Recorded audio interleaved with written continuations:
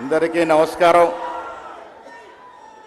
గౌరవ ముఖ్యమంత్రి వర్యులు శ్రీ రేవంత్ రెడ్డి గారు, స్థానిక శాసనసభ్యుడు తమ్ముడు నవీన్ యాదవ్ గారు, వేదిక పైనటువంటి మంత్రులు, పెద్దలందరికీ నమస్కారాలు.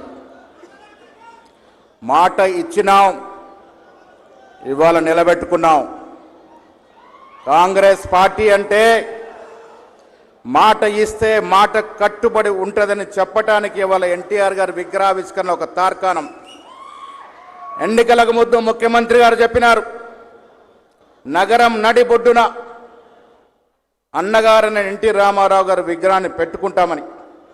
ఆ మాట ప్రకారం ఇలా నిలబెట్టుకొని విగ్రహాన్ని ఆవిష్కరించే కార్యక్రమంలో మనం పాల్గొంటా ఉన్నాం. మిత్రులారా, ఎన్టీ రామారావు గారు గొప్ప కళాకారుడు. నా దృష్టిలో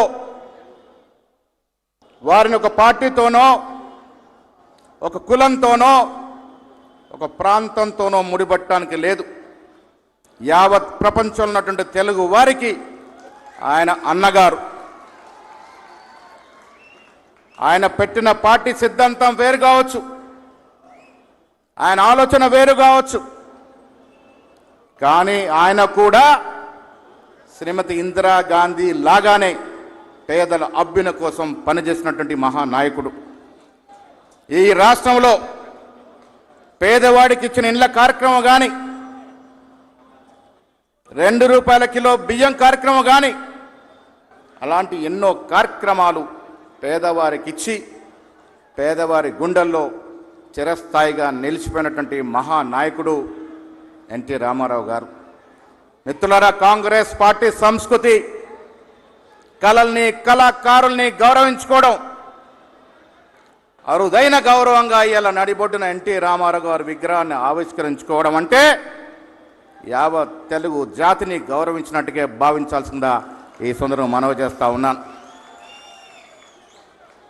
ఆనాడు ఇందిరాగాంధీ, తర్వాత ఎన్టీ రామారావు వలె ఇలా రాష్ట్ర ముఖ్యమంత్రి రేవంత్ రెడ్డి గారు కూడా పేద ప్రజల కోసం శ్రేయస్సు పడుతూ వారికి అందాల్సిన ఫలాలు ఇస్తూ పోతా ఉన్నారు. మిత్రులారా, ఎక్కువ సమయం తీసుకోను. చాలా ఆలోచన తర్వాత ఆనంద్ నవీన్ యాదవ్ గారిని ఇక్కడ అభ్యర్థిగా నిలబెట్టాం. చాలా వాగ్దానాలు ఇచ్చాం, అన్నీ నెరవేరుస్తూ వస్తూ ఉన్నాం. దాంట్లో ఒకటి ఎన్టీ రామారావు గారి యొక్క విగ్రహ ఆవిష్కరణ. మీకు తెలుసు, రేవంత్ రెడ్డి గారి నేతృత్వం ఎంత గొప్ప మెజారిటీతో జూబ్లీహిల్స్ గెలిచామో, అదే మాదిరిగా వచ్చే ఎన్నికల్లో రాష్ట్రం మొత్తంలో 100 సీట్లకు తగ్గకుండా గెలిచి కాంగ్రెస్ పార్టీకి రాష్ట్రంలో తిరుగు లేదు అనేటువంటి నిదానాన్ని స్థాపించబోతా ఉన్నాం. మిత్రులారా, మహిళలకు ఉచిత బస్సు మొదలుకొని ఇవాళ సన్న బియ్యం వరకు ప్రతి పేదవానికి అందాల్సిన సంక్షేమం కాంగ్రెస్ ముఖ్యమంత్రి రేవంత్ రెడ్డి గారి నేతృత్వం అందుతా ఉంది. భవిష్యత్తులో కూడా అందుతుంది. వచ్చే ఎన్నికల్లో మళ్ళీ వస్తాం, ఇంతకు రెంటింపు సంక్షేమం, అభివృద్ధి ఇస్తామనే మాట చెప్తూ మీ నుంచి సెలవు తీసుకుంటా ఉన్నాను. జై హింద్, జై కాంగ్రెస్. ధన్యవాదాలు సార్. మన రాష్ట్రం రైతుల ఆశీస్సుల మాగాణ, అన్ని వేళలా మన ఆకుపచ్చ తెలంగాణ అంటూ కృషి చేస్తున్న honourable minister for agriculture Tummala వారి సందేశం.